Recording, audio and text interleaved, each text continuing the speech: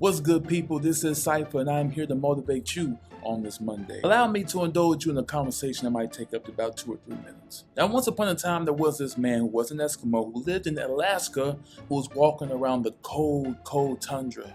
And he was walking, and when he was walking, he had a long way to go. He was tired, he was delirious, but most importantly, he was determined.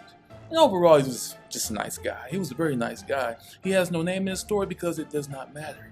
Now, this guy who was an Alaskan Eskimo did walk around that tundra, and what happened on his way home, he found this frozen snake. Now, when you see a frozen snake, the first thing you might think about is, how did that snake just freeze like a frozen block? It must have been pretty darn cold. And my answer to you is, yes, it's very cold in the very cold tundra of Alaska. Very cold. It's very possible for living animals to freeze. So this thing froze, right? So the Eskimos like, wow, that's a frozen snake. That looks very unfortunate for that snake. So I want to do something to help that snake. You know what I'm gonna do? I'm gonna go home with this snake and I'm gonna unthaw it, because why not? So before this Eskimo decided to bring the snake home and unkid cuisine it, he pretty much thought, hey, you know what? If I was a frozen snake, I want somebody to do the same thing for me. And yes, that's a very different aspect, the way of looking at things, a very nice way of looking at things, but here's when the table starts to turn. So the Alaskan Eskimo guy brings it to his house, his igloo if we want to be completely fictional, and he brings it there. He has his fireplace sets up, he sets it up, gets the heat and the fire going. Right beside his frozen vegetables and fish, he decided to unthaw the snake. So the snake slowly started to unthaw. The block of ice that it was submerged in would start turning into water, and it was starting to let the snake come back to life and motion.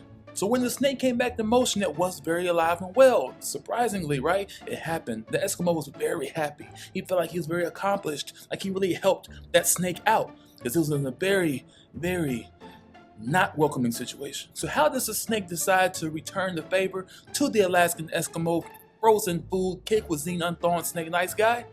He bites him. Yep, bites him, kills him slowly. He dies. The Eskimo dies, right? He tried to help the snake, he unthawed the snake, and he died. And you know what the snake did right before the Eskimo died? Legend has it, if you listen hard enough, you'll hear the snake slither right by the Eskimo's ear and say, you should have been quicker than that. And then he died. So the story is, the nice guy saw something really unfortunate. He decided to make it his business to help correct and fix the situation, because he felt sorry for the victim in the situation. He took the matter into his own hands and decided to do what he did, and what did he get back?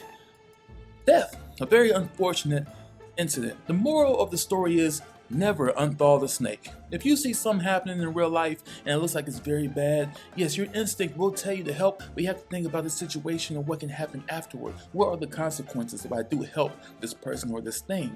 Will it help me back? Will it appreciate the help? Or will it try to bite me on the neck and kill me? That is the lesson, right? Just because you can do something doesn't mean you should do something. I'm here to motivate you to be more apprehensive to when you think about things. That's all. I'm motivating us to be good people as we should, but also look at everything in question and say, hey, maybe I should just walk past. Maybe I should let it go. And some people might say, you shouldn't be like that. Don't let things go. If you see somebody in trouble, help them out. Which I can only suggest this. Listen to your instincts, right? You can't predict what's going to happen. You can't predict what's going to happen. You don't know if it's going to be a good outcome or a bad outcome. But I will say this. Look at the whole circumstance. Think about it. You're an Eskimo walking through this frozen tundra. You see a frozen snake. Think about it before you do it. If you unthaw the snake, do you think the snake has the personality of a man that's grateful enough to say thank you and just slither away?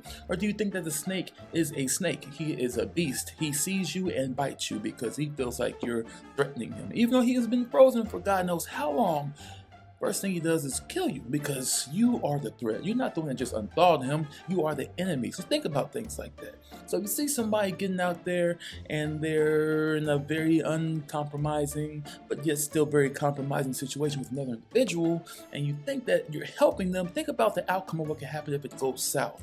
Maybe the person's used to that. Maybe they're playing things out. Maybe you're in their business. Maybe they're gonna do something to you for entertaining the idea of getting in between what they're doing. Think about that. That's all I'm saying.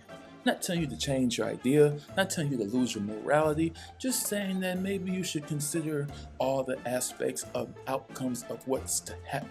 That's all. So with that being said, guys, I'm gonna drink this water, but just because I'm drinking this water, don't stay thirsty, my friends. Stay motivated. I'll see you next week.